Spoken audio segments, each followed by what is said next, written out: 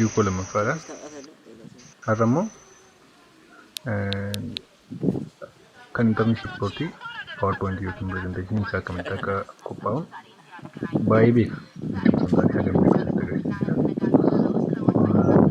jalqaba irratti akkuma agartan cover page hojjetamaa fi PowerPoint yookiin presentation dhiyeessuun cover page hojjenna. Cover page gaafa hojjennu bifa hawwataa fi namatti tolu bifa nama harkisuun video call lamaffaadha. Har'ammoo kan internship kooti PowerPoint yookiin presentation isaa akkamitti akka qophaa'u baay'ee beeka. Jechuun haga beeku sanitti agarsiisudha. Jalqaba irratti akkuma agartan cover page hojjetamaa fi PowerPoint yookiin presentation dhiyeessuun cover page hojjenna. Cover page gaafa hojjennu bifa hawwataa fi namatti tolu bifa nama harkisuun qopheessuu qaba. Barreeffamtis barreeffama miidhagoo qaba jechuudha. Fakkeenyaaf gaafa view goonu view ilaalaa cheekii gochaa deemuudha qaba. Kan nama hawwatu kaayumti PowerPoint yookiin presentation silayyuu bifa footootti yookiin bifa nama hawwatuun wanta hojjenne tokko riippoortii gochuu yookiin present gochuudha waan ta'eef bifa nama hawwatu nama harkisuun ilaalaa akka kanaan cheekii gochaa deemuu qabna.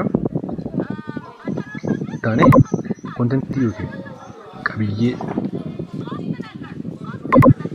presentation keenya fuula lamaffaarra keenya isa kana akka isinitti tolutti bifa isinitti toleen bifa isin qajeelaa ta'e isinitti mul'ateen gochuu dandeessu. Garuu introductionii background yookiin dudduubee dhaabbatatti waatamii yookiin shaakala sanatti hojjettanii methodoloojii beekumsa tiyooriidhaan argattan practical gochuudhaaf fayyadamtan. Fakkeenyaaf gaaffii afaanii ta'uu danda'a. Methodoloojii garaagaraa fayyadamtan sana intarreessitu wantoota ijoo field practiceedhaan agartan sanas ni gashitu jechuudha. Fakkeenyaaf file foundation jira, link concrete, grade beam, rebis laabii, daily reportii kana office keessatti kan hojjetamu, daily reportii, bill of quantity hojjechuu hojjedheera isaan kana gashee jechuudha. Dhumarratti conclusionii recommend waan goonus kan universityidhaafis yookiin dhaabbatichaafis recommendation barreessina. Referensota fayyadamnes gashina jechuudha. Wantoota kanadha kan include godhe contentii koo keessatti. Isinis wantoota galuu qaba jettan wantoota hin qabne contentii keessan irratti gashitu jechuudha. Tan introductionii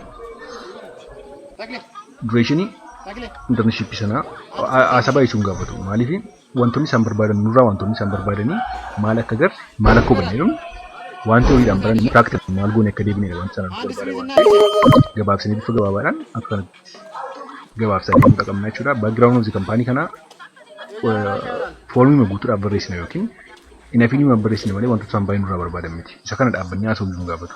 Gabaabamatti slaidii sadan arfan kana warra fuuldura jiran waa'ee kaampaanii sanaa wantoota barbaachisotaan waa'ee kaampaanii project description kana fa'a utuu tokko tokkoon dhaabbanii dubbisuu yookiin waa'ee isaanii diteelii hin gaafatu. Afaanuma tokkoon waa'ee workflow isaatii, project description, background of kaampaanii sanaa, duration internship keenya afaan tokko qaaliidhaan yookiin afaan tokko oraalii haasofnee madarbuu dandeenya jechuudha.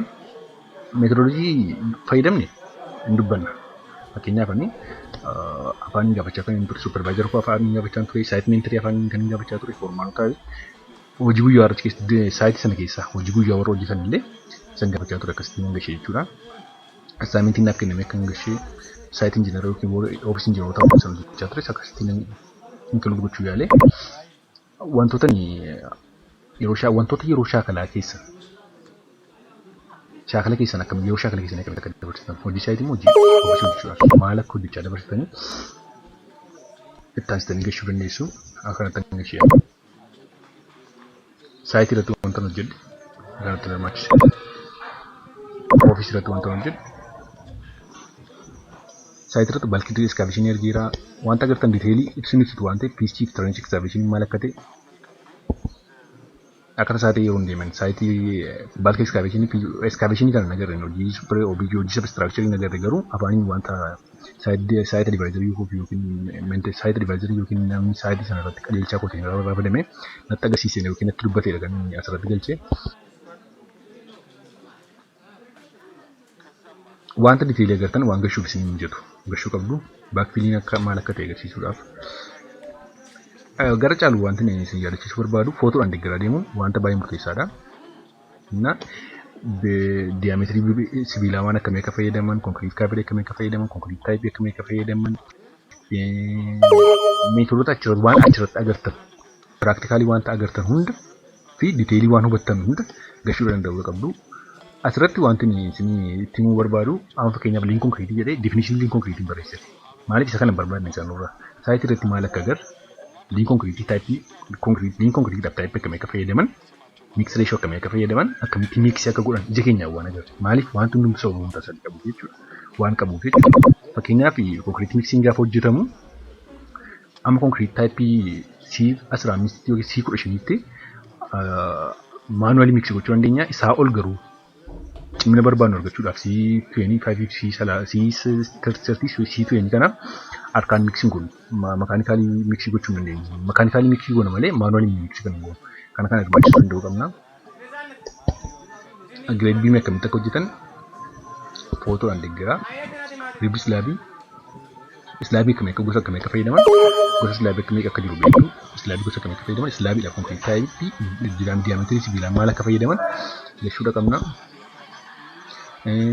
Dizaayinii miksii dizaayiniin kun amma yeroo baay'ee wanta isaanii xiyyeeffannaadhaan gaafatanidha. Egzaaminaroonni keessan wanta deddeebi'anii ciminaan isaan gaafatan isa kanaadha.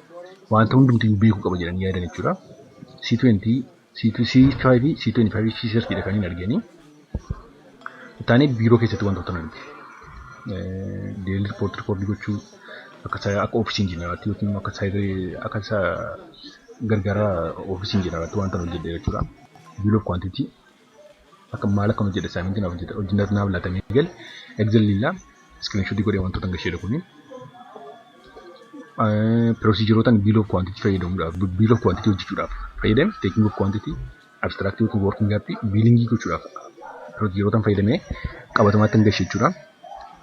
Wanti isaan barbaadanii tokko immoo wanti sun hojjetan riil ta'uusaa fakkeenyaaf pirezenteeshiniin sun hojjetan sun riilii ta'uusaa isin ilaalu waan ta'eef amma danda'ametti loogoo gashuuf yaaleeranii asirratti loogoon gashee kun loogoo jechuun kan piroojeektiin hojjetee gashe sirrii isaa ta'uu asaaminti koo ta'uusaa amma xiqqoo ishee ragaadhaan deeggaruuf jechuudha. Dhumarratti konkuluuziiniidha. Konkuluuziiniin maal gochuun yuunivarsiitiin maal gochuu akka qabu maal gochuu akka qabu. Konkuluuziiniin wantoota hubanne konkuluud gochuudhaaf wantoota jira konkuluuziinii maal jechuudha bakka konkuluud gochuu cimmisnee macarashaa dhumarratti itti akka cufiinsaatti kan itti fayyadamu jechuudha. Rekomendeeshiniin immoo yuunivarsiitiin maal gochuu akka qabu kaampaanii maal gochuu akka qabudha.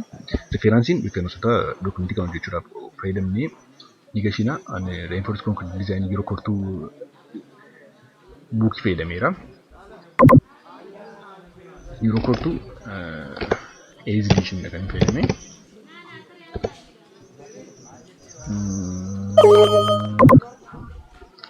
Building construction handouti makeenya dhabuun kan fayyadame. Innaa akkasitiin taankii jennuuti xumura jechuudha. Dhumarratti wanti isin yaadachiisuu barbaadu subscribe, share, viidiyoo keessan qooduudhaan